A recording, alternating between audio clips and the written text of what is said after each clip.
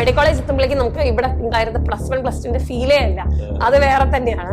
അവിടെ ഞാൻ ചേർന്നപ്പോഴും എന്നോട് എല്ലാവരും ഒരുമാതിരി എന്നല്ല, നമ്മൾ സമാധാനിപ്പിക്കുന്ന പോലെ പറയുന്നതാണോ എന്ന് എനിക്ക് അറിഞ്ഞൂടാ. പക്ഷെ എന്നാലും മിക്കവാറും +1 +2 മെനക്കെട്ട് പഠിച്ചിട്ടുണ്ട്. നമ്മൾ അന്ന് പഠിച്ചിട്ടുള്ള MBBSന്റെ നോളജ് ഉള്ളതിനോണ്ട് നമുക്ക് ചില കാര്യങ്ങൾ അവർ പ്രതീക്ഷിക്കാത്ത ഡയഗ്നോസിസ് നമ്മള്. ഹലോ ഫ്രണ്ട്സ്, ഇന്നിപ്പോ ഞാനൊരാളെ നിങ്ങൾക്ക് പരിചയപ്പെടുത്തുകയാണ്. അദ്ദേഹം ഇപ്പോ she's in UK now and she has traveled all the way from UK to here. ഇപ്പോൾ നമ്മളോടൊപ്പം ഉണ്ട്. 2006-08 കാലഘട്ടത്തിൽ നമ്മുടെ റേസിൽ പഠിച്ച കുട്ടിയാണ്. ഇപ്പം she's working as radiologist in UK. Doctor Amrita PP. Amrita, welcome. Thank you sir. 2006-08 batch അല്ലേ? 8ൽ you joined for MBBS. In the first attempt itself you qualified for the entrance examination. അപ്പം തൃശ്ശൂർ മെഡിക്കൽ കോളേജിലായിരുന്നു MBBS. ഇനി എന്താ റേസിൻ്റെ കാലഘട്ടം മുതൽ എന്താ MBBS ലൈഫ്, പിന്നെ എന്താ post graduation, അതിനെക്കുറിച്ചൊക്കെ ഇപ്പം നമുക്ക് നമ്മുടെ കുട്ടികളോട് പറഞ്ഞു കഴിഞ്ഞാൽ they will be excited and they will be motivated. അതുകൊണ്ടാണ് നിന്നോട് ചോദിക്കുന്നത്, ഈ ഇതിൻ്റെ എൻട്രൻസ് എക്സാമിനേഷൻ, അതായത് ഇതിലെ ഏറ്റവും പ്രധാനപ്പെട്ട കാര്യം you qualified the entrance examination in the first attempt itself.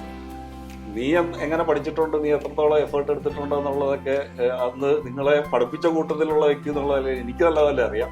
പക്ഷേ that should be communicated to the younger generations. ഇപ്പോഴത്തെ ഉള്ള കുട്ടികൾക്ക് കൂടി അറിയണം എന്നുള്ളതുകൊണ്ടാണ് ഞാൻ നിന്നോട് ചോദിക്കുന്നത്. ഞാൻ പഠിച്ചത് +2 പഠിച്ചത് സെന്റ് ജോസഫ്സിലായിരുന്നു. എനിക്ക് ഇവിടെ എന്താണ് നമ്മുടെ എൻട്രൻസ് കോച്ചിങ് എന്നുള്ള നിലയ്ക്കാണ് ഞാൻ റേസിൽ എത്തിപ്പെട്ടത്. അന്ന് ഉണ്ടാവുന്നേ ഉണ്ടായിരുന്നുള്ളൂ, പേര് കേട്ടൊരു ഇൻസ്റ്റിറ്റ്യൂഷൻ ആയി ഉണ്ടായിരുന്നില്ല. എൻ്റെ ഒരു ഫ്രണ്ട് ആണ് എന്നോട് പറഞ്ഞത് അവിടെ നല്ല രസമാണ്, അങ്ങനെ എന്തോ ആയിരുന്നു അവൾ എക്സാക്ട്ലി അവൾ ഡയലോഗ് പറഞ്ഞിട്ടുണ്ടായത്. അങ്ങനെയാണ് ഞാനിവിടെ അഡ്മിഷൻ എടുത്തത്. എന്നിട്ട് ലൈക്ക് പഠിച്ചുകൊണ്ടിരിക്കുമ്പോൾ നമുക്ക് രാവിലെ മോർണിംഗ് ബാച്ച്, അപ്പൊ അതായത് രാവിലെ 6:30 7 to 8:30 അത് കഴിഞ്ഞിട്ടാണ് നമ്മൾ സ്കൂളിൽ പോണത്. വൈകുന്നേരം ഒന്നും അന്ന് ക്ലാസ്സില്ല. +1 അപ്പൊ നമ്മൾ രാവിലെ 7 മണിക്ക് വീട്ടിൽ നിന്ന് ഇറങ്ങിയാല് നമ്മൾ രാത്രി എനിക്ക് തോന്നുന്നു പ്രോബബ്ലി 11 മണി വരെ ഇരുന്നിട്ട് ക്വസ്റ്റ്യൻ സോൾവ് ചെയ്യുന്നുണ്ടായിരുന്നിരിക്കണം. എല്ലാ ദിവസവും ചെയ്യാറുണ്ടോന്ന് എനിക്കറിയില്ല, ഓർമ്മയില്ല. പക്ഷെ എന്നാലും മിക്കവാറും +1 +2 മെനക്കെട്ട് പഠിച്ചിട്ടുണ്ട്, അതെന്തായാലും ഉണ്ട്. അത് കഴിഞ്ഞിട്ട് നമ്മൾ പോകുമ്പോൾ +1 +2 ആണ് എല്ലാം എന്നല്ല, പക്ഷെ എന്നാലും നമ്മൾ ഇവിടെ മാക്സിമം എഫേർട്ട് ഇട്ടാൽ, കാരണം നമ്മൾ മെഡിക്കൽ കോളേജിലോ അല്ലെങ്കിൽ എഞ്ചിനീയറിംഗ് കോളേജിലോ പ്രോബബ്ലി എത്തിപ്പെട്ടാൽ നമുക്ക് അവിടെ നിന്ന് ഇറങ്ങി വരാൻ പറ്റും എങ്ങനെയെങ്കിലും ആയിട്ട്. പക്ഷെ നമ്മൾ എത്തിപ്പെടാനാണ് ബുദ്ധിമുട്ടെന്നാണ് എനിക്ക് ഏത് എൻട്രൻസ് ആണെങ്കിലും തോന്നിയിട്ടുള്ളത്. നീറ്റ് ആണെങ്കിലും, നീറ്റ് UG ആണെങ്കിലും നീറ്റ് PG ആണെങ്കിലും, അവിടെ അറ്റ്ലീസ്റ്റ് ഇൻ ഇന്ത്യൻ സിസ്റ്റം നമ്മൾ അവിടെ എത്താനുള്ള എഫേർട്ട് നമ്മൾ എടുത്താൽ നമുക്ക് അവിടെ നിന്ന് പിന്നെ അതിനുശേഷം നിങ്ങളോട് ആരും ചോദിക്കാൻ പോണില്ല MBBSന് എത്രയാണ് മാർക്ക് എന്നുള്ളത്. പക്ഷെ ആ ഒരു മാർക്കാണ് നിങ്ങളുടെ റാങ്കിനെ എഫക്ട് ചെയ്യണത്. അപ്പൊ അവിടെ നമ്മൾ ഇടുന്ന എഫേർട്ട് എന്തായാലും അത് റിഫ്ലക്ട് ചെയ്യും in some way or another നിങ്ങളുടെ ബാക്കിയുള്ള സ്ഥലത്തേക്ക് പോകുമ്പോൾ. പിന്നെ ഇപ്പം എനിക്ക് കോഴിക്കോട് മെഡിക്കൽ കോളേജ് ആയിരുന്നു ഞാൻ ലക്ഷ്യമിട്ടിട്ടുണ്ടായിരുന്നത് ഒബ്വിയസ്ലി, കാരണം എൻ്റെ വീട് കോഴിക്കോടാണ്, അവിടുന്ന് അധികം ദൂരമില്ല. എന്നുവെച്ചാൽ തൃശ്ശൂർ എത്തിപ്പെട്ടപ്പോൾ എനിക്ക് കുറച്ച് സങ്കടം ഉണ്ടായിരുന്നു. പക്ഷേ എനിക്ക് പിന്നീട് എനിക്ക് തോന്നുന്നു തൃശ്ശൂർ ആയതുകൊണ്ടാണ് നമ്മൾ ഹോസ്റ്റലിൽ നിന്നത്. ആ ഹോസ്റ്റലിൽ നിന്നുള്ളത് വേറൊരു ഫീലാണ്. അത് വീട്ടിലുണ്ടാകുമ്പോൾ ഡേ സ്കോളറും ഹോസ്റ്റലായിട്ടും വേറെ രീതിയാണ്. അതുകൊണ്ട് I have no regrets Thrissur പഠിച്ചതിൽ. അതിന് അതിൻ്റെതായ ഒരു അറ്റ്മോസ്ഫിയറും അത് കാര്യങ്ങളൊക്കെ ഉണ്ട്. കോഴിക്കോട് എങ്ങനെയായിരുന്നു എന്ന് എനിക്ക് അറിഞ്ഞുകൂടാ, പക്ഷേ that was also A very good experience. ഞാനിങ്ങനെ ടൈം ടേബിൾ വെച്ചിട്ട് പഠിക്കുന്ന ഒരു ടൈപ്പ് അല്ല. പക്ഷെ എന്നാലും നമുക്ക് ചില സമയത്ത് വരുമ്പോൾ, ഇപ്പൊ ഫോർ എക്സാമ്പിൾ എക്സാം പ്രിപ്പറേഷന് വരുമ്പോൾ എനിക്ക് ഇന്ന പോർഷൻ കവർ ചെയ്യാനുണ്ട് എന്നുള്ളതിന്റെ ഒരു ഔട്ട്ലൈൻ എനിക്ക് ഉണ്ടാവും. അപ്പൊ അതിന്റെ എങ്ങനെയെങ്കിലൊക്കെ ആയിട്ട് ഈ എക്സാമിന്റെ മുമ്പ് പ്രത്യേകിച്ച് ഞാൻ എല്ലാ ദിവസവും എനിക്ക് ടൈം ടേബിൾ എന്തായാലും ഇല്ല. എക്സാമിന് ഇപ്പൊ ഒരു മെഗാ ടെസ്റ്റ് വരികയാണെങ്കിൽ ഇപ്പൊ ആ മെഗാ ടെസ്റ്റിന് എനിക്ക് ഇത്ര ഫിസിക്സിൽ ഇന്ന ചാപ്റ്റർ ഉണ്ട് എന്നുള്ളത് എനിക്ക് അറിയുന്നതിനോട് അതിനൊരു മോർ ഓർ ലെസ് ഒരു ഔട്ട്ലൈൻ വൈസ് എങ്കിലും എനിക്ക് എന്തെങ്കിലും ഒരു ടൈം ടേബിൾ ഉണ്ടാവും എക്സാമിന് വേണ്ടിയിട്ട്. റിട്ടേൺ ആയിട്ട് തന്നെയാണ് അന്ന്. പിന്നെ ഈ മൊബൈൽ ഇപ്പോഴെല്ലാം ചെയ്യുന്നത് മൊബൈലിലാണ്. അന്ന് ഇതെല്ലാം എവിടെയോ ഒരു സ്ഥലത്ത് എഴുതിയിട്ട് ഒരു റഫ് ഔട്ട്ലൈൻ ഉണ്ടാവും. പക്ഷെ അത് കീപ്പ് ചെയ്യാൻ പറ്റണമെന്നില്ല. എന്നാലും ഐ നോ ഇതുണ്ട്, ഇത് ചെയ്യാൻ ബാക്കിയുണ്ട് എന്നുള്ളൊരു ഐഡിയ വരാൻ വേണ്ടിയിട്ടെങ്കിലും ഈ ഒരു ടൈം ടേബിള് ആവശ്യമാണ് എനിക്ക്. അന്ന് ഞാൻ എന്തായാലും ചെയ്യേണ്ട പണി ഞാൻ അന്ന് തീർത്തിട്ടുണ്ട്. പിന്നെ ബാക്കിയുള്ളത് എന്റെ ഇഷ്ടത്തിനനുസരിച്ചിട്ട് എനിക്ക് പഠിക്കാതിരിക്കാം. എന്നാലും എല്ലാ ദിവസവും എന്തായാലും പഠിക്കലുണ്ട്. അത് എത്ര മണി വരെ എന്താണ് ഞാൻ ചെയ്തതെന്ന് ചോദിച്ചാൽ എനിക്ക് കൃത്യമായിട്ട് അതായത് എന്തായാലും ഒരു ദിവസം നിനക്ക് മാക്സിമം പഠിക്കാൻ കിട്ടുന്ന അവൈലബിൾ ടൈം പരമാവധി യൂട്ടിലൈസ് ചെയ്യാൻ പറ്റുന്ന രീതിയിൽ മൈൻഡിലുള്ള പ്ലാൻ വെച്ച് മുന്നോട്ട് കൊണ്ടുപോകാറുണ്ടായിരുന്നു. തീർച്ചയായിട്ടും. പിന്നെ എന്തായാലും എന്തെങ്കിലും ഒരു MCQ ബുക്കിന്റെ അകത്തുനിന്ന് എന്തെങ്കിലും ആയിട്ട് ഒരു 10-20 ക്വസ്റ്റ്യൻ എങ്കിലും ചെയ്യുമായിരുന്നു. പിന്നെ ഈ ബുക്കിന്റെ ഡിഫിക്കൽട്ടി വെച്ച് നമുക്ക് ചിലപ്പം അത്ര ക്വസ്റ്റ്യൻ തീർക്കാൻ പറ്റണമെന്നില്ല. ഇപ്പൊ ബയോളജിക്ക് ആണെങ്കിൽ ഒറ്റയടിക്ക് ഒരുപാട് തീരും. ആ കെമിസ്ട്രിയുടെ കെമിസ്ട്രി ഫിസിക്സിന്റെ ഒക്കെ ഒരു കുറച്ച് കടുപ്പുള്ള കുറച്ച് ബുക്സ് ഉണ്ടായിരുന്നില്ലേ, അതിന്റെയൊക്കെ ഒരു ക്വസ്റ്റ്യനോ അല്ലെങ്കിൽ 2 ക്വസ്റ്റ്യനൊക്കെ ചിലപ്പോൾ ചെയ്യാൻ പറ്റുന്നുണ്ടാവുള്ളായിരിക്കാം. പക്ഷേ like something is always better than nothing. അപ്പൊ എന്തെങ്കിലുമൊക്കെ ആയിട്ട് ചെയ്യലുണ്ടായിരുന്നു. പിന്നെ അന്ന് ഇതുപോലെ മൊബൈലിന്റെ പ്രശ്നമില്ല, പിന്നെ ടിവിയിൽ അന്ന് കേബിളിലൊന്നും അത്ര കാണാനും ഇല്ല. അപ്പൊ അതുകൊണ്ട് കുറവായിരുന്നു. പിന്നെ വേറെ എന്തെങ്കിലും ബുക്ക് അതിന് മുമ്പ് ഞാൻ ഒരുപാട് കുറച്ചുകൂടെ എനിക്ക് തോന്നുന്നു ബുക്ക് വായിക്കലുണ്ടായിരുന്നു, ലൈക് ജനറൽ റീഡിങ്. ഈ ഒരു സമയത്ത് ഇങ്ങനത്തെ എല്ലാ പരിപാടിയും ഞാൻ നിർത്തിയിട്ടുണ്ടായിരുന്നു. എനിക്ക് ഇതിനേക്കാളും എനിക്ക് ഓർമ്മയുള്ളത് എന്റെ PG പ്രിപ്പറേഷൻ ടൈമാണ് പ്രോബ്ലി, കാരണം അത് കുറച്ചുകൂടെ കഴിഞ്ഞിട്ടായതിനോട്. അപ്പൊ ആ സമയത്തും ഏകദേശം ഇതേ രീതിയിൽ തന്നെ നമ്മള് രാവിലെ തൊട്ട് വൈകുന്നേരം വരെ പഠിക്കുന്നതാണ്. പിന്നെ ഞാൻ ആ സമയത്ത് എനിക്ക് തോന്നുന്നു ഞാൻ പാർട്ട്ലി വർക്ക് ചെയ്തിട്ടുണ്ടായിരുന്നു. പിന്നെ ഒരു ക്ലോസർ ടു ദി എക്സാം ഞാൻ കുറച്ചുകൂടെ ഡെഡിക്കേറ്റഡ് ആയിട്ട് ഫുള്ളി ഇരുന്ന് പഠിക്കലായിരുന്നു. അന്നേരവും ഇതുമാതിരി ഒരു റഫ് ഒരു ടൈം ടേബിൾ ഉണ്ട് എൻ്റെ കയ്യിൽ, അത് വെച്ചിട്ട് തന്നെയാണ് മുന്നോട്ട് പോകുന്നുണ്ടായിരുന്നത്. പിന്നെ പക്ഷേ ഡെഫിനറ്റ്ലി അതിനകത്ത് ഒരു ഹാഫ് ആൻ അവർ അല്ലെങ്കിൽ 1 hour ഒരു ദിവസത്തിൽ there is something I look forward to. അതിന് മുമ്പ് അത് തീർക്കണം എന്നോ, അതിപ്പോ ചിലപ്പോൾ ലഞ്ച് ടൈമിലുള്ള എന്തെങ്കിലും ഷോ കാണുന്നതായിരിക്കാം. പക്ഷെ അത് വേണം, എന്നാലേ അത് ബാക്കി നമുക്ക് ഒരു സന്തോഷം കിട്ടിയാലേ നമുക്ക് പിന്നെ ഇങ്ങോട്ട് കണ്ടിന്യൂ ചെയ്യാൻ പറ്റുള്ളൂ. എന്നോട് പറയാനുള്ള ഒരു കാര്യം, അന്നത്തെ എൻട്രൻസ് എക്സാമിനേഷനിൽ നിന്ന് ഇപ്പം നീറ്റ് സിംഗിൾ എക്സാം ആക്കിയല്ലോ. അതിൽ വന്നേക്കുന്ന ഒരു വ്യത്യാസം എന്താണെന്ന് വെച്ചാൽ എക്സെപ്റ്റ് ഫോർ 2025 ലാസ്റ്റ് ഇയറിലെ നീറ്റ് എക്സാമിനേഷൻ ഒഴികെ ബട്ട് ഫ്രം 2017 to 2024 മോസ്റ്റ്ലി 99.9% ക്വസ്റ്റ്യൻസും textual oriented, text book oriented ആയിട്ടാണ്, പെർട്ടിക്കുലർലി ഫോർ ബയോളജി. കെമിസ്ട്രിയിലും ഫിസിക്സിലൊക്കെ അങ്ങനെ ചോദ്യങ്ങൾ ചോദിക്കണം. പക്ഷെ നിങ്ങളുടെ കാലത്ത് ഒരുപക്ഷെ അങ്ങനെ ആയിരുന്നില്ല. അപ്പോൾ കുറച്ചുകൂടിയൊക്കെ ഒരു ഗഹനമായിട്ടുള്ള രീതിയിലാണ് ക്വസ്റ്റ്യൻസ് ചോദിച്ചുകൊണ്ടിരുന്നത് ആ കാലത്ത്. ഇപ്പൊ അതിൽ വ്യത്യാസം വന്നിട്ടുണ്ട്. എന്താ വെച്ച് കഴിഞ്ഞാൽ പരീക്ഷ കുറച്ചുകൂടി ജനകീയമാക്കിയിട്ടുണ്ട്. ഇപ്പൊ അങ്ങനെ ആയിരുന്നു. ഞാൻ ചോദിക്കാൻ വന്നത് എന്താണെന്ന് വെച്ച് കഴിഞ്ഞാൽ ആ സമയത്ത് ഈ ഫിസിക്സ്, കെമിസ്ട്രി, ബയോളജി ഇതാണുള്ള എൻട്രൻസിൽ നമുക്ക് വേണ്ടത്. അതിൽ നിനക്ക് ഈ ഫിസിക്സിനെ അപ്രോച്ച് ചെയ്യണതും കെമിസ്ട്രി അപ്രോച്ച് ചെയ്യണതും ബയോളജിയെ എങ്ങനെയാണ് അപ്രോച്ച് ചെയ്തിരുന്നതും, അല്ലെങ്കിൽ നിനക്ക് കൂടുതൽ എളുപ്പമുള്ളത് ഏതായിരുന്നു, കൂടുതൽ ഡിഫിക്കൽട്ടി ഉള്ളത് ഏതായിരുന്നു, അത് ഓർമ്മയുണ്ടോ? അല്ലെങ്കിൽ അങ്ങനെ ഡിഫിക്കൽട്ടി ഉള്ളതിനെ നീ എങ്ങനെ കൈകാര്യം ചെയ്തിരുന്നതെന്നൊക്കെ നിനക്കിപ്പം ഓർത്തെടുക്കാൻ പറ്റുമോ? ഞാൻ ആക്ച്വലി +1 ചേരുമ്പോൾ ഞാൻ എഞ്ചിനീയറിംഗ് എന്ന് പറഞ്ഞിട്ടാണ് ഉണ്ടായിരുന്നത്. അതുകൊണ്ട് ആ +1 ഫുള്ള് ഞാൻ ഫിസിക്സ്, കെമിസ്ട്രി, ബയോളജി, മാത്സ് 4 പഠിച്ചിട്ടുണ്ട്. അപ്പം അതിനകത്ത് പ്രോബബ്ലി ഫിസിക്സ് എനിക്ക് ഭയങ്കര ഇഷ്ടമായിരുന്നു. കെമിസ്ട്രി എനിക്ക് ഇഷ്ടമായിരുന്നു. പക്ഷെ പ്രോബ്ലം എനിക്ക് ഫിസിക്സ് ആയിരുന്നു കുറച്ചുകൂടെ, മേ ബി നമുക്ക് കുറച്ചുകൂടെ അപ്ലൈഡ് എന്നുള്ള ഒരു രീതിയിൽ വരുന്നത് ഫിസിക്സ് ആയതുകൊണ്ടായിരിക്കണം. ബയോളജി പിന്നെ കുറച്ചുകൂടി എളുപ്പമാണ്, കാരണം നമ്മൾ വായിക്കുന്നു, അവിടെ ആൻസർ ഉണ്ട്, എല്ലാം പെട്ടെന്ന് തന്നെ ലൈക്ക് ഭയങ്കര ക്ലിയർ ആണ്. കുറച്ചുകൂടെ ബുക്കിഷാണ് ബയോളജി. കെമിസ്ട്രിക്ക് കുറച്ചുകൂടെ അപ്ലൈഡ് വരുന്നത്. പക്ഷെ ആ ഓർഗാനിക് കെമിസ്ട്രിയുടെ ഭാഗം എനിക്ക് ഓർമ്മയിട്ട് ഭയങ്കര ബുദ്ധിമുട്ടായിരുന്നു. ഓർഗാനിക്കിനകത്ത് അതായത് നോർമലി നമ്മൾ അപ്ലൈ ചെയ്യുന്ന കുറച്ച് ലോജിക് അവിടെ അപ്ലൈ ചെയ്യാൻ പറ്റില്ല. നമുക്ക് ആ സ്പെസിഫിക് സംഭവം അവിടെ അറിഞ്ഞാലേ അല്ലേ ഓർഗാനിക് വരുള്ളൂ. അത് സ്കൂളിലും എന്നിട്ട് എനിക്കൊന്ന് ഓർഗാനിക് കെമിസ്ട്രി വന്ന ടേമിൽ ഉണ്ടായിരുന്ന എക്സാമിന് റിലേറ്റീവ്ലി മാർക്ക് കുറവായിരുന്നു. ഇപ്പൊ അന്നത്തെ എനിക്ക് ബാക്കിയുള്ള സബ്ജക്റ്റിലൊക്കെ പ്രോബബ്ലി അന്നെന്താ A+ഓ A അതിനെന്തോ ഒരു കണക്ക് ഉണ്ടല്ലോ ഓരോ സബ്ജക്റ്റിന് ഇത്ര മാർക്കിന്റെ മുകളിൽ വരുന്നതിന്. അപ്പൊ എന്നിട്ട് ഏതോ ഒരു ടേമിൽ എനിക്ക് ആ ഓർഗാനിക് കെമിസ്ട്രി ഉണ്ടായ കൊല്ലത്തിൽ മാത്രം ഏതോ ഒന്നിന് A ആയിട്ടുണ്ട്. എന്നിട്ട് എന്നോട് ടീച്ചർ ചോദിച്ചിട്ടുണ്ടായിരുന്നു അതെന്തേ നിനക്ക് ബുദ്ധിമുട്ടാണോ അങ്ങനെ എന്തോ ഒരു രീതിയിൽ. എന്നിട്ട് അത് ആ സമയത്ത് എനിക്ക് തോന്നുന്നു വേറൊരു സാറുണ്ട് സുരേഷ് അവരാണ് ഓർഗാനിക് കെമിസ്ട്രി പഠിപ്പിച്ചിട്ടുള്ളതെന്ന് തോന്നുന്നു. എന്നിട്ട് പിന്നെ അങ്ങനെ ആ ടീച്ചർ പറഞ്ഞതിനോണ്ട് പിന്നെ എനിക്ക് ഓർഗാനിക് കെമിസ്ട്രി കുറച്ച് എക്സ്ട്രാ പഠിക്കണം എന്നാലേ മാർക്ക് കിട്ടുള്ളൂ എന്നുള്ളത് അതിനു വേണ്ടി മാത്രം ഞാൻ കുറച്ച് എക്സ്ട്രാ എഫേർട്ട് എടുത്തിട്ടുണ്ടായിരുന്നു. കുട്ടികൾ എപ്പോഴും എന്താ ചെയ്യാന്ന് വെച്ച് കഴിഞ്ഞാൽ കുട്ടികൾ ഈസി ആയിട്ടുള്ളത് അവര് വായിക്കുക എന്നുള്ളതിന് ഉപരി എന്താണെന്ന് വെച്ചാൽ they won't go for doing the objective question so that അവരുടെ പിന്നെ എന്താ റിഫൈൻമെന്റ്സ് എങ്ങനെ വരുത്തണം എന്നുള്ളതിനെ കുറിച്ചൊരു ദിശാബോധം ഇല്ലാതെ ഇങ്ങനെ ചെയ്തിട്ട് കാര്യമില്ല. അപ്പോൾ ഈ ഒബ്ജക്റ്റീവ് ക്വസ്റ്റ്യൻസ് നിർബന്ധമായും ചെയ്തിരിക്കുക എന്നുള്ളത് ഒരു ഇമ്പോർട്ടൻ്റ് ആണ്. ഇപ്പൊ നീ നേരത്തെ പറഞ്ഞാൽ ഡെയിലി ഇപ്പം നമ്മുടെ അസത്താർ പറയുന്ന ഒരു കണക്കുണ്ട്. ഇപ്പം ഡെയിലി ഒരു 20 ക്വസ്റ്റ്യൻസ് എങ്കിലും അല്ലെങ്കിൽ ഓൾമോസ്റ്റ് അല്ലെങ്കിൽ ഇനി ഈവൻ 3 ക്വസ്റ്റ്യൻ ആണെങ്കിലും ഡെയിലി ക്വസ്റ്റ്യൻസിന്റെ പിന്നെ സ്റ്റാൻഡേർഡിന്റെ ഇതിനനുസരിച്ച് ചെയ്യുമായിരുന്നു എന്ന് പറയുന്നത് അതൊരു റെഗുലർ പ്രാക്ടീസ് ആയിട്ട് കൊണ്ടുപോയി കഴിഞ്ഞാൽ നമ്മൾ will master how to deal with the objective questions. രണ്ടാമത് will be refining our self. നമുക്ക് നമ്മളുടെ ലിമിറ്റേഷൻസ് സഹായിക്കും. റേസ് എന്നുള്ളത് എന്റെ ഒരു ബാച്ച് ഞങ്ങൾ തൃശ്ശൂർ പഠിക്കുമ്പോൾ ഞങ്ങൾ എപ്പോഴും പറയായിരുന്നു നമുക്കെല്ലാം ഇങ്ങോട്ടേക്ക് വരാൻ ഭയങ്കര ഇഷ്ടമാണ്. എന്താന്ന് പറഞ്ഞൂടെ, ഇവിടെ പഠിപ്പിക്കുന്ന തന്നെയാണ്, പക്ഷെ നമുക്ക് ഇവിടെ എത്തിപ്പെടാൻ എന്തുകൊണ്ടോ എനിക്ക് ഭയങ്കര ഇഷ്ടമാണ്. പിന്നെ എൻ്റെ വീട് കുറച്ച് ദൂരമായതുകൊണ്ട് ബാക്കിയുള്ളവരുമാർ എനിക്ക് ടൗണിൽ നിന്ന് വരാൻ പറ്റാത്തതുകൊണ്ട് എന്നും ഇങ്ങോട്ടേക്ക് ഇവിടെ വന്നിട്ട് പഠിക്കണം, ഇവിടെ വന്നിട്ട് കുറെ പേര് ഇവിടെ വന്നിട്ട് പഠിക്കലുണ്ടായിരുന്നു സാറ്റർഡേ സൺഡേക്ക്. അപ്പൊ വരണം എന്ന് ഞാൻ പറയും, പക്ഷെ എന്നെ വീട്ടിൽ നിന്ന് വിടൂലായിരുന്നു. എന്തുകൊണ്ടോ എന്താണ് എന്നുള്ളത് ചോദിച്ചാൽ മൊത്തത്തിലുള്ള ഒരു ഇപ്പത്തെ ഭാഷയിൽ പറഞ്ഞാൽ വൈബായിരിക്കും. നമുക്ക് എന്തും കയറി ചോദിക്കാം, എപ്പോഴും വേണമെങ്കിലും ഡൗട്ട് ക്ലിയർ ചെയ്യാം. നമുക്കിപ്പോ അവിടെ നിന്ന് വീട്ടിലിരിക്കുകയാണെങ്കിൽ നമുക്കിപ്പോ ഇന്ന സാധനത്തിന് ഇപ്പം നമ്മൾ ഉദ്ദേശിക്കുന്നത് ചിലപ്പോൾ ഭയങ്കര സിമ്പിൾ ആയിരിക്കും, പക്ഷെ ഒരാളങ്ങ് പറഞ്ഞു തന്നിട്ടുണ്ടെങ്കിൽ അത്രയും പെട്ടെന്ന് അത് തീരും. എന്തെങ്കിലും ഒരു ചെറിയ കാര്യമായിരിക്കും. അങ്ങനെ എനിക്ക് തോന്നുന്നു ഒരുപാട് ഡൗട്ടുമായിട്ട് വന്നിട്ടുണ്ടാവണം.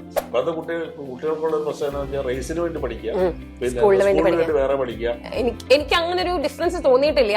പക്ഷെ ചില സ്പെസിഫിക് കാര്യങ്ങൾ ഇപ്പം ഫോർ എക്സാമ്പിൾ ഫിസിക്സ് അല്ലെങ്കിൽ മാത്സിന് ഇപ്പം നമ്മളിപ്പം ഡെറിവേഷന്റെ ഭാഗം വരുമ്പോൾ ഇവിടെ ഒരു ഷോർട്ട് കട്ട് അവർ തരും. അപ്പൊ അത് നമുക്ക് സേവ്സ് ടൈം. പക്ഷെ നമ്മൾ എക്സാം പേപ്പറിൽ എഴുതാൻ വേണ്ടിയിട്ട് അതിന്റെ ലോങ്ങർ റൂട്ട് നമ്മൾ അറിഞ്ഞിരിക്കണം. പക്ഷെ ദേ ആർ നോട്ട് ഡിഫറെന്റ്. അത് രണ്ടും ഒന്നാണ്. ഇത് നിങ്ങൾ പേപ്പറിൽ എഴുതുമ്പോൾ അവർക്ക് ഈ സ്റ്റെപ്പ് ഇട്ടാലേ അവർക്ക് തരാൻ പറ്റുള്ളൂ എന്നുള്ളത് അത് എഴുതാം. പക്ഷെ എനിക്കതൊരു അഡീഷണൽ ആയിട്ട് തോന്നിയിട്ടില്ല. എല്ലാം എവറിത്തിങ് ഇസ് ദ സെയിം. പക്ഷെ ഇത് നിങ്ങൾ അറിഞ്ഞിട്ടില്ലെങ്കിലുള്ള പ്രശ്നം എന്താണെന്ന് വെച്ചാൽ ഇപ്പം ഫോർ എക്സാമ്പിൾ എന്റെ ഹസ്ബൻഡ് എൻട്രൻസ് കോച്ചിങ് പോയിട്ടുണ്ടായിരുന്നില്ല, എന്നിട്ടാണ് എൻട്രൻസ് എഴുതിയിട്ടുണ്ടായത്. അപ്പം ആ ചെറിയ കാര്യങ്ങളായിരിക്കാം, പക്ഷെ it saves a lot of time. നമ്മളുടെ MCQ വരുമ്പോൾ നമ്മളിപ്പോ ഈ സാധനം ഫുള്ള് നമ്മൾ ഈ MCQ ടെക്സ്റ്റ് ചെയ്യുമ്പോഴും അത് നമുക്ക് കാണാൻ പറ്റും. അവർ ചിലപ്പോൾ എഴുതിയിട്ടുണ്ടാവില്ലായിരിക്കാം, അവർ പ്രോബ്ലി അവർ എവിടെയെങ്കിലും എഴുതിയിട്ടുണ്ടാവായിരിക്കും. അത് വലിയൊരു ഡെറിവേഷൻ ആയിരിക്കും. ഇപ്പൊ ഞാൻ നേരത്തെ പറഞ്ഞ മാതിരി ഒരു 2 ക്വസ്റ്റ്യൻ മാത്രം ചെയ്യാൻ പറ്റുന്ന ക്വസ്റ്റ്യൻ വരുന്നതിനകത്ത് ആ 2 ക്വസ്റ്റ്യൻ ചെയ്യുകയാണെങ്കിൽ ഒരു 10 ക്വസ്റ്റ്യന്റെ ഫലം ചെയ്യും. കാരണം അതിനകത്ത് ഒരുപാട് സ്റ്റെപ്സ് ഉണ്ട്. അത് മതി നിങ്ങൾ 2 ക്വസ്റ്റ്യൻ ചെയ്തത് ഇസ് ഈക്വലൻ ടു അത്രയും ക്വസ്റ്റ്യൻ ചെയ്തത്. അപ്പൊ അതിനകത്തുള്ള ചെറിയ പ്രോബബ്ലി അത് നിങ്ങൾക്ക് പറഞ്ഞു തരുന്നുണ്ടാവുമായിരിക്കാം. ചില കാര്യങ്ങൾ നമ്മൾ സ്വന്തം കണ്ടിട്ട് മനസ്സിലാവുന്നു എന്നാണ് എനിക്ക് തോന്നിയത്. അപ്പൊ ഇത് ഓട്ടോമാറ്റിക്കലി ഇത് അങ്ങോട്ടേക്ക് നമുക്ക് അപ്ലൈ ചെയ്യാൻ പറ്റേണ്ടതാണ്. അപ്പൊ അങ്ങനെ രണ്ടും രണ്ടായിട്ട് കാണേണ്ട കാര്യം ഉള്ളതായിട്ട് എനിക്ക് തോന്നിയിട്ടില്ല. അത് നീ പറഞ്ഞാണ് രണ്ടും രണ്ടായിട്ട് കാണേണ്ട ആവശ്യമേ ഇല്ല. നീ കമ്മിങ് ടു പിന്നെ എന്താ ഇതിന്റെ Thrissur medical college life. Thrissur medical college കോളേജിൽ നമ്മള് എനിക്കറിയില്ല പുറമേ ഇതാണോ ഇതെന്നുള്ളത്. നമുക്ക് അവിടെ ഫുൾ ടൈം ക്ലാസ്, അവിടെ അറ്റൻഡൻസ് ഉണ്ട്. അവിടെ ഞാൻ ചേർന്നപ്പോഴും എന്നോട് എല്ലാവരും ഒരുമാതിരി എന്നല്ല നമ്മൾ സമാധാനിപ്പിക്കുന്ന പോലെ പറയുന്നതാണോ എന്ന് എനിക്ക് അറിഞ്ഞൂടെ. അവിടെ എല്ലാത്തിനും ക്ലാസ് എടുക്കും. ഇവിടുത്തെ മാതിരി ക്ലാസ് കെട്ടുണ്ടാവില്ല. ഇവിടെ ഫുൾ ടൈം സമരമാണ്. എൻ്റെ അച്ഛനാണെങ്കിൽ പോലീസായിരുന്നു. അപ്പം മെഡിക്കൽ പോലീസ് സ്റ്റേഷനിൽ വർക്ക് ചെയ്തത്. അവിടെ എന്നും സമരമാണെന്നാണ് എൻ്റെ അച്ഛൻ പറഞ്ഞിട്ടുണ്ടായത്. പിന്നെ എൻ്റെ വേറൊരു ബാച്ച്മേറ്റ് പറഞ്ഞിട്ടുണ്ടായിരുന്നു അവരൊക്കെ ഇങ്ങനെ തല്ല് കൊള്ളാണ്ട് ഇനിയും രക്ഷപ്പെട്ടതാണ്, കുറെ രാഷ്ട്രീയ പ്രശ്നങ്ങൾ ഉണ്ടാവാറുണ്ടെന്നൊക്കെ. അങ്ങനെ ഒരു സംഭവം തൃശ്ശൂർ ഉണ്ടായിരുന്നില്ല. അപ്പൊ അവിടെ ഫുൾ ടൈം പരിപാടിയായിരുന്നു. പരിപാടി എന്ന് വെച്ചാൽ അമ്മയോ അല്ലെങ്കിൽ വീട്ടിൽ നിന്ന് വിളിക്കുമ്പോൾ ഒന്നെങ്കിൽ ഓഡിറ്റോറിയത്തിൽ പരിപാടി കാണുന്നതായിരിക്കും, അല്ലെങ്കിൽ ഓഡിറ്റോറിയത്തിൽ പരിപാടി ചെയ്യുന്നതായിരിക്കും, അല്ലെങ്കിൽ വല്ല പരിപാടിയുടെ എന്തെങ്കിലും ഒട്ടിക്കലോ വരയ്ക്കലോ അങ്ങനെ ഫുൾ ടൈം. അതൊരു മെഡിക്കൽ കോളേജ് ആണെങ്കിലും എനിക്ക് തോന്നുന്നു പ്രോബ്ലി ആർട്സ് ആയിരിക്കും കൂടുതൽ പഠിച്ചിട്ടുണ്ടാവുക. പക്ഷെ നമുക്ക് പരീക്ഷ വരുന്ന സമയത്ത് എല്ലാവരും ഇരുന്നിട്ട് പഠിക്കും. പിന്നെ നമ്മൾ എല്ലാ ദിവസവും എന്തായാലും നമ്മൾ പകല് തൊട്ട് വൈകുന്നേരം വരെ എന്തായാലും ക്ലിനിക്ക് ക്ലാസ്സുമായിട്ട് ഇരിക്കുന്നുണ്ട്. അതുണ്ട്. ക്ലിനിക്കിൽ പോയിട്ടാണ് നമ്മൾ മെയിൻ ആയിട്ട് പഠിക്കുന്നത്. മറ്റേ തിയററ്റിക്കൽ അവർ പഠിപ്പിക്കുമെങ്കിലും പ്രോബബ്ലി ആരും ക്ലിനിക്സിൽ വരും. അപ്പൊ അവിടെ പഠിക്കുന്ന കാര്യങ്ങളെല്ലാം നമ്മൾ പിന്നീട് നമുക്ക് ഓർമ്മ ഉണ്ടാവുന്ന കാര്യം. അതുകൊണ്ട് ഇപ്പോഴും ഞാനിപ്പോ റേഡിയോളജി എന്ന് പറയുമ്പോൾ ഞാനിപ്പോ നോൺ ക്ലിനിക്കൽ ഫീൽഡ് ആണ് എൻറ്റയർലി. നോൺ ക്ലിനിക്കൽ എന്ന് പറഞ്ഞോളൂ, എന്നാലും എനിക്ക് പേഷ്യന്റ് ഇന്ററാക്ഷൻ വളരെ കുറവാണ്. എന്നാലും നമുക്ക് ഇങ്ങനെ ഓരോന്ന് കാണുമ്പോൾ നമുക്ക് ഇപ്പോഴും നമ്മൾ അന്ന് പഠിച്ചിട്ടുള്ള MBBSന്റെ നോളജ് ഉള്ളതുകൊണ്ട് നമുക്ക് ചില കാര്യങ്ങൾ അവർ പ്രതീക്ഷിക്കാത്ത ഡയഗ്നോസിസ് ഞാൻ അങ്ങനെ നമ്മളവരെക്കാളും മെച്ചാണെന്നല്ല ഞാൻ പറയുന്നത്. പക്ഷേ like something there will be very something specific. അതിന് ഈക്വലന്റ് ആയിട്ട് നമ്മൾ എന്തെങ്കിലും പിക്ചറിൽ കാണുമ്പോൾ അവര് ചിലപ്പോൾ ആ ഡയഗ്നോസിസ് ഉദ്ദേശിച്ചിട്ടുണ്ടാവില്ലായിരിക്കാം. പക്ഷെ നമുക്കത് with our baseline knowledge നമുക്ക് വിത്ത് ദി ഇമേജ് പിക്ചർ നമുക്കത് ചിലപ്പം കണ്ടു എന്ന് വരും. അങ്ങനെ ഒരു അപ്പം ഇത് എന്താണെങ്കിലും എവിടെ നിന്ന് കിട്ടുന്ന അറിവും നമുക്ക് ആവശ്യമുള്ള അറിവ് തന്നെയാണ്. അതിനകത്ത് നമുക്ക് മാക്സിമം പറ്റുന്നത് നമ്മൾ ചെയ്യുക. എല്ലാം നമ്മൾ റീറ്റെയിൻ ചെയ്യണമെന്ന് ഒരു നിർബന്ധമില്ല. ഒരുപാട് കാര്യം ഞാൻ മറന്നു പോയിട്ടുണ്ട്. ഫോർ എക്സാമ്പിൾ ബയോകെമിസ്ട്രിയുടെ ഒരു സാധനം എനിക്ക് ചോദിച്ചാൽ ഇപ്പോൾ ഒരു ഓർമ്മ ഉണ്ടാവില്ല, കാരണം നമ്മളത് ഉപയോഗിക്കുന്നില്ല. ഈ മറ്റ് ക്ലിനിക്കൽ നോളജ് എന്തായാലും നമുക്ക് ആവശ്യം വരുന്നതിന് നമുക്ക് ഒരുപാട് നമ്മൾ ക്ലിനിക്സിൽ നമ്മളെല്ലാം ചെയ്യുന്നത് നമ്മൾ ചെയ്യാൻ പറ്റുന്നത്രയും ചെയ്യുക. പക്ഷെ എന്ന് വെച്ചിട്ട് ഫുൾ ടൈം മരിച്ച് പഠിക്കണം എന്നും ആരും പറയുന്നില്ല.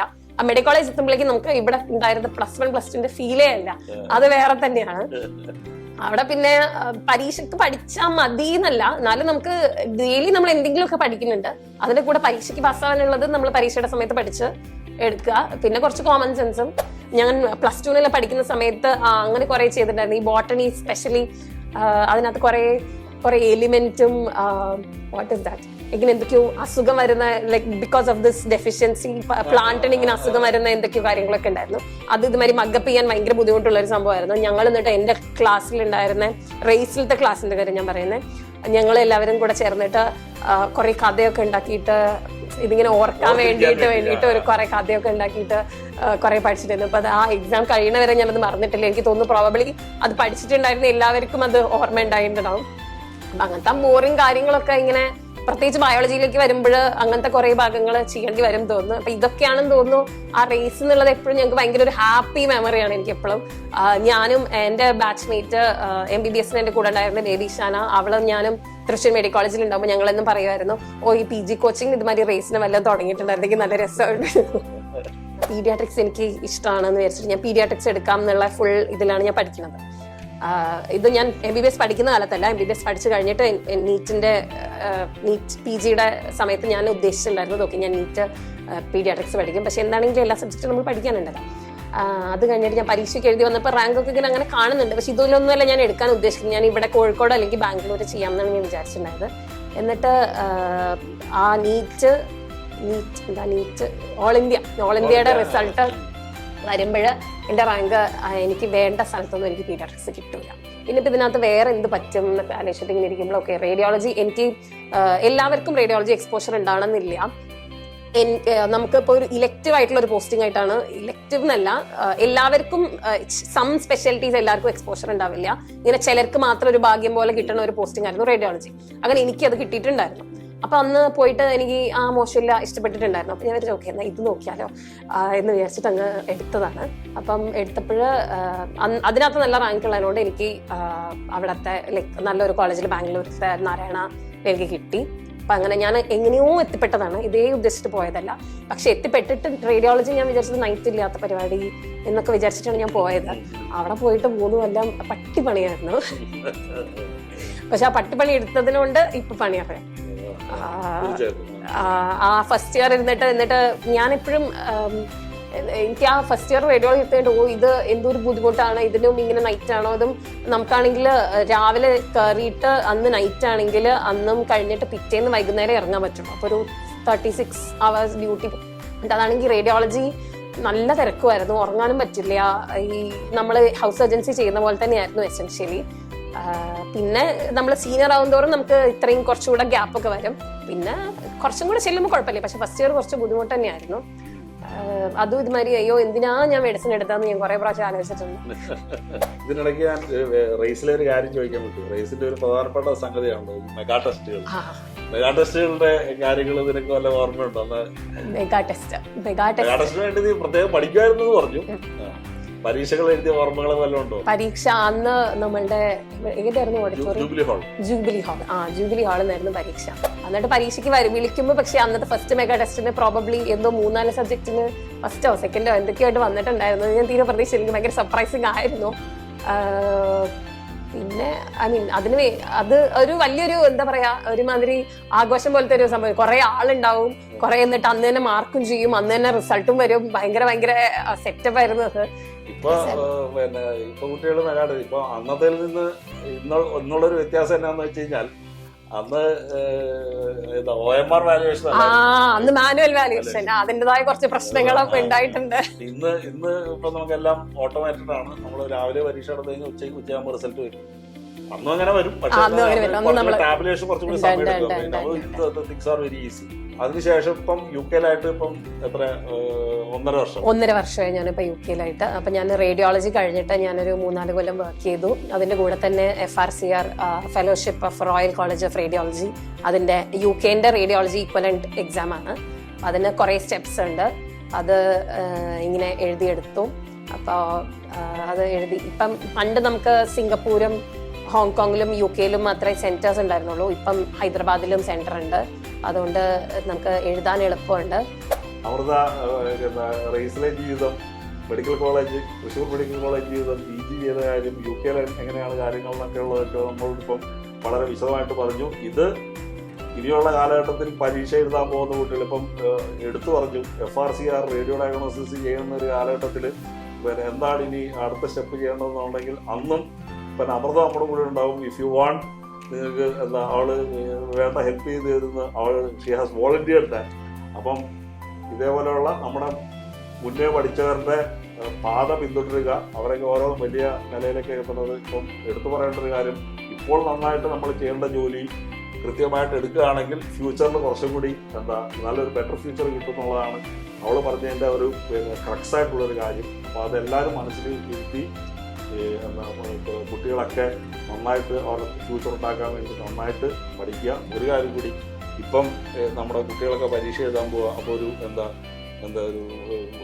ജ്യേഷ്ഠ സഹോദരി എന്നുള്ള നിലയിൽ അവർക്ക് ഒരു ഓൾ ദ ബെസ്റ്റ് കൂടി പറഞ്ഞേക്കുക. All the best. എല്ലാവരും കിട്ടുന്ന ടൈം മാക്സിമം യൂട്ടിലൈസ് ചെയ്യുക. ഈ ഒരു ഷോർട്ട് സ്പാനിൽ മാത്രമേ നമ്മൾ ഇത്രയും മെനക്കെടേണ്ട ആവശ്യമുള്ളൂ. അപ്പം ആ സമയത്ത് നിങ്ങൾ മാക്സിമം എഫേർട്ട് ഇടുക. അപ്പം അതിൻ്റെ ഒരു എക്സാക്ട്ലി അത് റാങ്കിലോട്ട് ട്രാൻസ്ലേറ്റ് ചെയ്യില്ല എങ്കിലും ഓവറോൾ അത് എങ്ങനെയാണെങ്കിലും ഇറ്റ് വിൽ ബി യൂസ്ഫുൾ എന്നുള്ളത് എല്ലാവരെയും പോലെ എല്ലാവരും സെയിം രീതിയിൽ ചെയ്യാൻ പറ്റുന്ന ഓരോരുത്തരുടെ കാലിബർ വ്യത്യാസം ഉണ്ടാവും. പക്ഷെ നമ്മളാൽ പറ്റുന്ന എന്താണോ ചെയ്യാം, നമ്മൾ ആരാന്നറിയാം, നമുക്ക് എന്ത് ചെയ്യാൻ പറ്റുന്ന അറിയാം, അതിനനുസരിച്ചിട്ട് വർക്ക് ചെയ്യുക. And don't compare your self with others. നിങ്ങൾ എല്ലാവരും നിങ്ങളുടെ സ്വന്തം ഒരു രീതിയിലാണ്, പക്ഷെ you try your level best. അതേ നമുക്ക് ചെയ്യാൻ പറ്റുള്ളൂ. ആ ഒരു ആറ്റിറ്റ്യൂഡും അങ്ങനെ ഒരു ഫോക്കസിൽ പോയിട്ടുണ്ടെങ്കിൽ നിങ്ങൾ എല്ലാവരും നന്നാവുമെന്ന് ഞാൻ വിചാരിക്കുന്നു. All the best. എല്ലാവരും നല്ലോണം ട്രൈ ചെയ്യുക. Wish you the very best. Thank you. അപ്പോൾ എന്തായാലും നീ ഇവിടെ വന്നതിലും നമ്മളോടൊക്കെ സംസാരിച്ചതിലും വളരെ സന്തോഷം. ഇനിയും definitely we shall keep in touch. Okay, thank you. അപ്പം എല്ലാവർക്കും once again all the very best and thank U.